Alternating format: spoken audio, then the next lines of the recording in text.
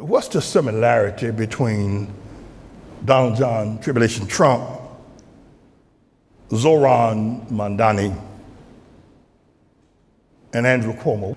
Trump loves to send troops into predominantly black cities, so-called to fight crime. ICE agents, the National Guard is all that's been in the news for the last couple of months, from Los Angeles, threatening Chicago, Washington, D.C. Trump loves to do that in so-called black cities to fight crime. Troops, soldiers, ICE agents. That's Trump.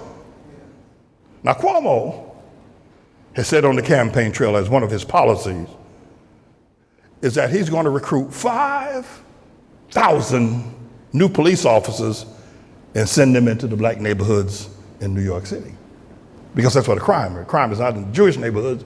Crime is not in Chinese neighborhoods. Crime is not in the Italian neighborhood. The crime that the 5,000 new police officers will be sent to the black neighborhood. The Muslim Mamdani said the other day that he is going to allocate $1 billion would it be for policing into black neighborhoods to keep black people in their ghetto cages. The similarity between Trump, Cuomo, and Mamdani is that they believe in sending more police in the black neighborhood. Sending more police ain't the answer. $1 billion. Hey, Mamdani. Hey, boy.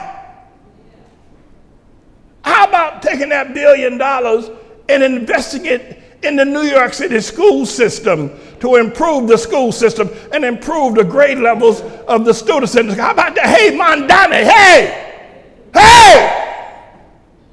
How about taking that $1 billion and setting up some of these buildings and old unused schools and churches as daycare centers, child care centers for mothers and fathers that got to go to work? How about using $1 billion for that, Mamdani? Hey!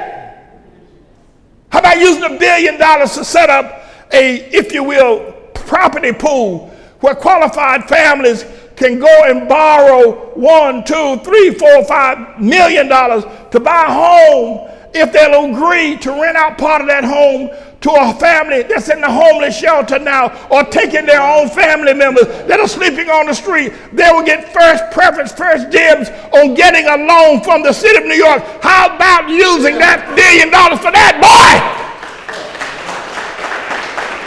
Bill Clinton put 100,000 police officers on the streets of America in 1994. Y'all probably don't remember because you're not politically astute.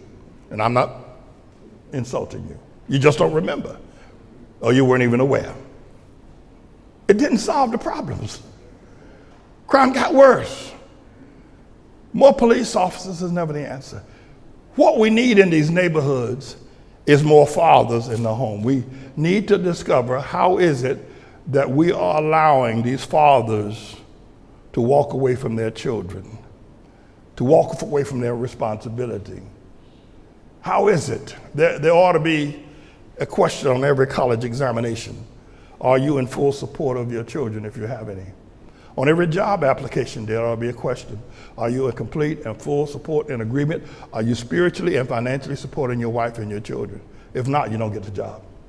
There's got to be the way to stop this. There got to be to stop this going to prison. We got to stop this. We got to stop. I mean, when you look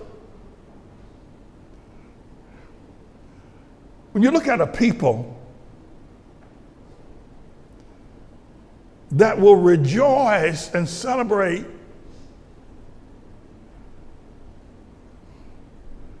a man that gets up and calls our sisters and our daughters hoes and bitches and makes millions of dollars calling our daughters and our sisters and our mothers hoes and bitches. And people rejoice and call that music. Beyonce, I've been around the barn, unfortunately. I don't want to tell you about my experiences. I do declare before God, I ain't never seen a woman that can open up her legs as wide as Beyonce. Now, you may not understand that. Women have to open up for you to do.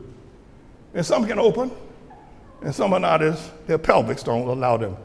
that girl can open up her legs and put them behind her back so you can get right at that gap goodie. And her so-called husband, Jay-Z, stands there and fans that gap goodie. He fans that thing. You can almost see it through her panties. I ain't never seen a woman as vulgar as Beyonce, and yet y'all call her some kind of a black queen.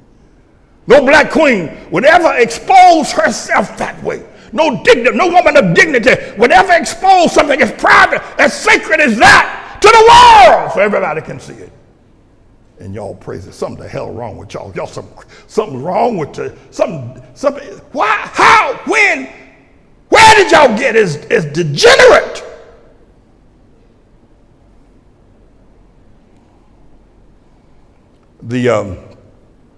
What we need is more. What you need is what I'm teaching. Policing is not the answer, Mamdani. We need a spiritual revolution. Yes, sir.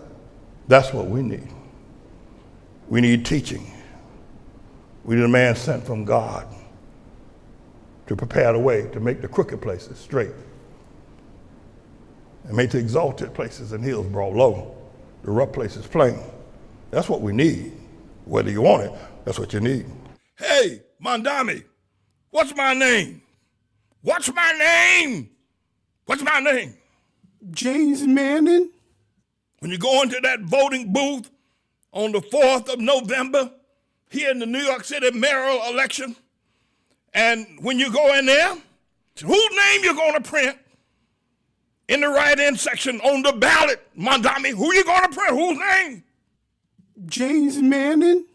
Hey, Mamdani, do you understand the words that are coming out of my mouth? Whose name you're going to print on the write-in section on the ballot on November 4th here in the New York City mayoral election? James Manning. All right now, let's get it on. I am James Manning, and I approve of this message.